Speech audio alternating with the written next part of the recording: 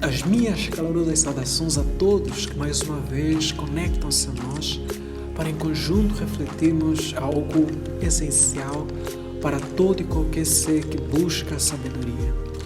Mas antes de entrarmos propriamente para a reflexão de hoje, gostaria de passar os meus agradecimentos a todos que nos têm acompanhado, a todos que têm apoiado o canal com inscrições, até likes. E por outra, gostaria de fazer um pedido a todos que ainda não se inscreveram, que o fizessem. Isso para que a plataforma, que é o YouTube, entenda que o conteúdo é relevante e encaminhe para mais pessoas o vídeo ou os vídeos. Bom, entrando para a reflexão de hoje, no dia de hoje pretendo introduzir ou refletir sobre a personalidade, até o caráter de um ser por nome Jesus, que para nós recebe o título de Mestre dos Mestres. Em função do posicionamento, atuações que ele teve, nesse caso a pessoa de Jesus, é sim brilhante para todo e qualquer ser que busca a sabedoria, ou até para todo e qualquer ser que busca o sentido ideal de ações ou até reações, refletir a pessoa de Cristo. Por quê? Porque Cristo, em sua época, chocou os pilares da cultura ou da realidade comum da sua época. Teve atitudes que não se esperava, atitudes ou reações que não se esperavam, acabando desta forma chocando a mente ou a consciência de muitos na sua época. E continua necessariamente chocando todas as vezes que homens e mulheres dedicam-se a estudar a personalidade, até o caráter da pessoa de Jesus sem preconceitos. Por quê? Porque é visível os relatos que se tem nos evangelhos comunicam, passam ensinos ou até reações, posicionamentos que de uma forma natural chamam a atenção, até confrontam, e para todos os homens que se inclinam a esses ensinos ou até a reações que Cristo teve, dedicando-se ao estudo sem preconceito, acabam sendo necessariamente fontes excelentes de sabedoria. Bom, Cristo era marcado de várias qualidades, e essas qualidades definiam a sua personalidade e acabavam claramente definindo a qualidade das suas ações e reações diante das pessoas. Bom, para o dia de hoje, iremos avaliar simplesmente duas qualidades que definiam o caráter de Cristo, definiam a qualidade e a excelência das suas ações para com os homens. E quais são estas duas qualidades? A humildade vai ser a primeira qualidade a ser refletida e a segunda será o amor. Bom, é impossível para todo e qualquer ser que busca a sabedoria, até o sentido ideal da existência, não se questionar sobre o sentido, até o conceito real da humildade.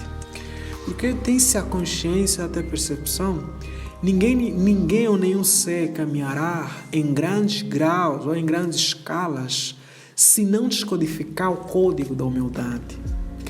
A sabedoria é uma realidade como bem que se esconde em coisas simples, e para que a mesma seja uma realidade é necessário e será necessário descodificar o código da humildade.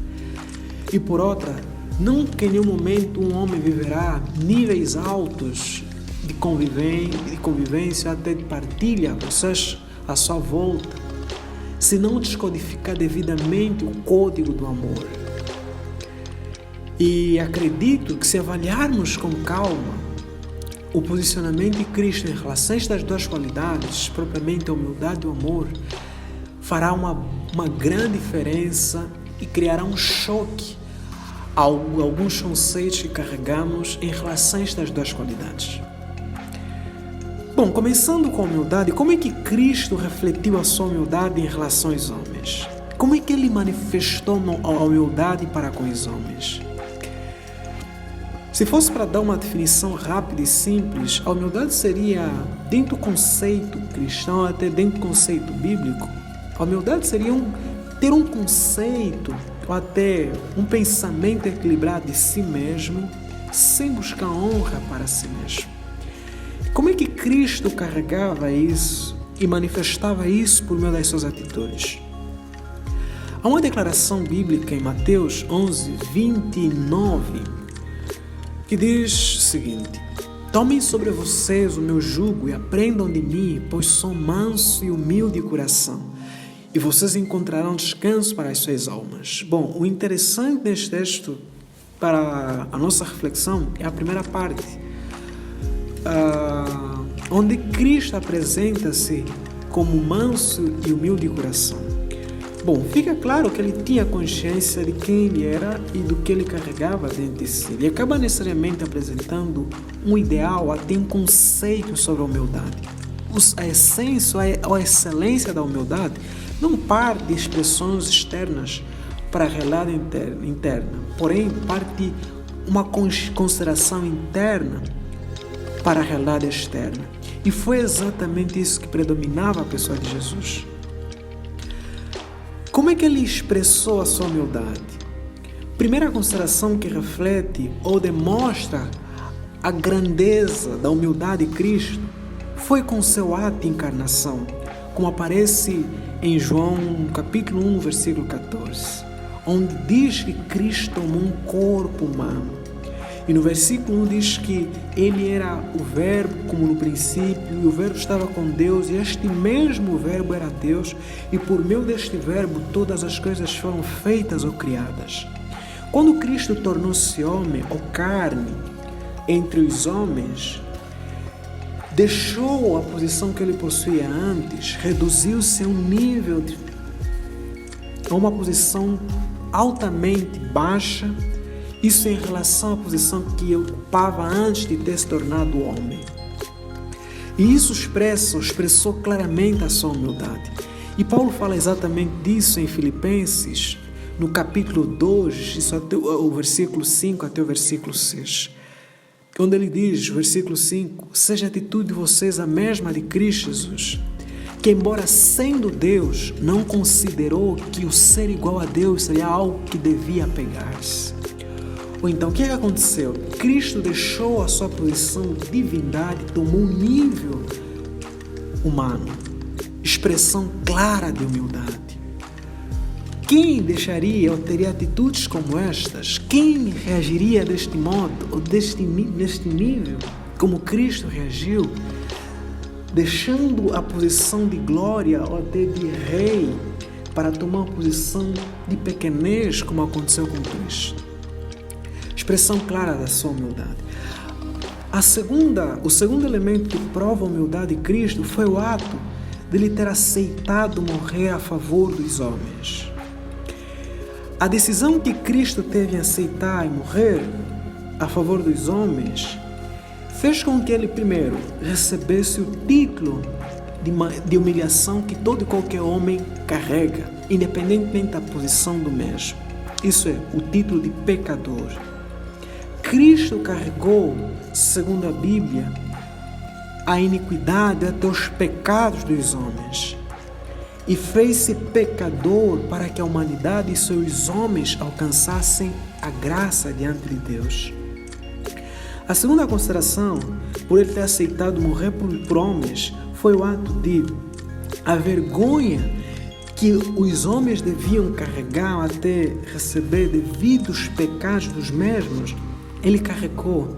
O facto de ele ter aceitado morrer a favor dos homens fez com que ele fosse tratado ou considerado como um dos maiores criminosos da sua época, chegando desta forma a carregar a cruz e morrer por morte de cruz, que naquela época, segundo a tradição romana, era a expressão clara de que pessoas como estas eram as mais criminosas naquela época. E foi exatamente isso que aconteceu com Jesus.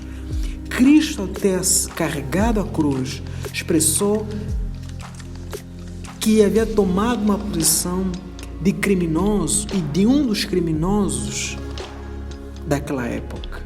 Expressão clara de humildade. A pergunta é, ele tinha ou até devia ser considerado desta forma? Claramente que não. Isso ocorreu porque ele havia decidido tomar esta posição. Que posição? A posição de homem que iria carregar o pecado da humanidade para, por meio deste ato, transmitir liberdade e justificação a homens que nunca tinham ou teriam a capacidade por eles mesmos de se justificarem diante de Deus. Bom, aceitou receber e ser tratado como um dos maiores perversos, como um dos maiores criminosos. Expressão clara de humildade.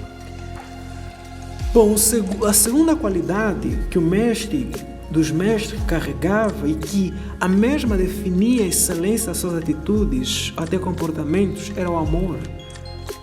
Há uma expressão que Paulo passa em Romanos 5, versículo 8, mas Deus demonstra seu amor por nós. Cristo morreu em nosso favor quando ainda éramos pecadores. Isso é, o amor de Deus provou-se ou evidenciou-se por meio da morte de Cristo a favor dos homens ou até da humanidade. E quais são os elementos que provaram ou que provam o amor excelente de Cristo?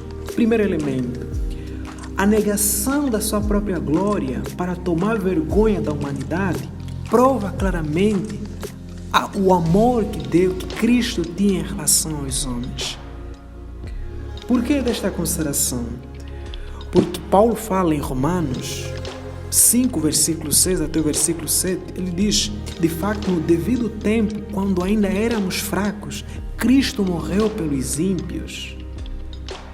Isso é, ele aceitou morrer a favor de homens, pecadores.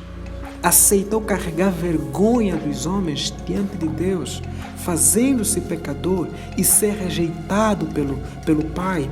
A exclamação que ele passou, Eli, lama sabachthani, que expressa Pai, Deus meu, por que me abandonaste? Expressa claramente o ato que Deus, por ser santo, teria necessariamente que se posicionar tal como ele se posicionou em relação a Cristo, por ele ter aceitado carregar o pecado da humanidade.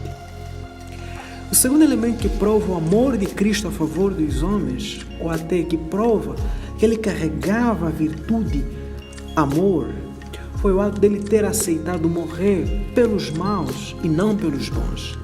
Paulo fala isso no versículo 7 do capítulo 5, quando ele diz: dificilmente haverá alguém que morra por um justo. Pelo homem bom, talvez alguém tenha a coragem de morrer. Foi exatamente isso, o contrário. Foi exatamente isso que aconteceu. Cristo morre não a favor de homens bons, senão a favor de homens maus, que nunca em nenhum momento deram razões de satisfação à pessoa de Deus, senão de insatisfação. E Paulo fala algo bom ou interessante na última parte do versículo 7.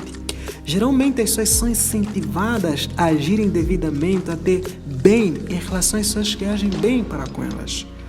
E foi o contrário que Cristo fez ou até mostrou. Cristo agiu bem em relação às pessoas que agiam mal em relação a Ele. E isso prova claramente a essência e o significado do amor. Um sentimento elevado em desejar o bem-estar de outro, sem necessariamente fazer das ações ou posicionamento da pessoa como razões para agir em bondade. E é visível, Cristo brilhou excelentemente nisso.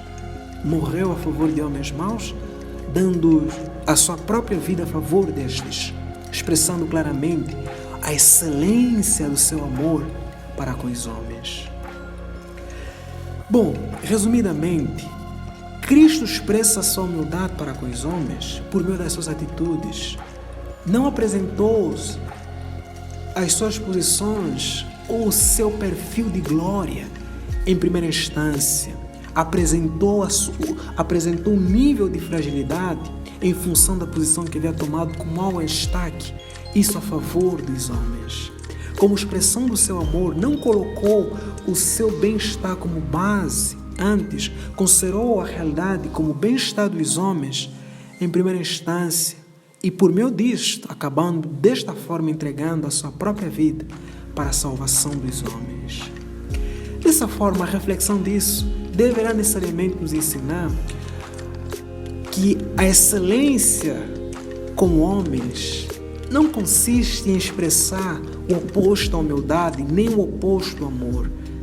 Pelo contrário, a excelência da vida consiste claramente em descodificar o código da humildade e o código do amor, pois bem-aventurados são aqueles que descodificam diariamente o código da humildade e descodificam devidamente o código do amor.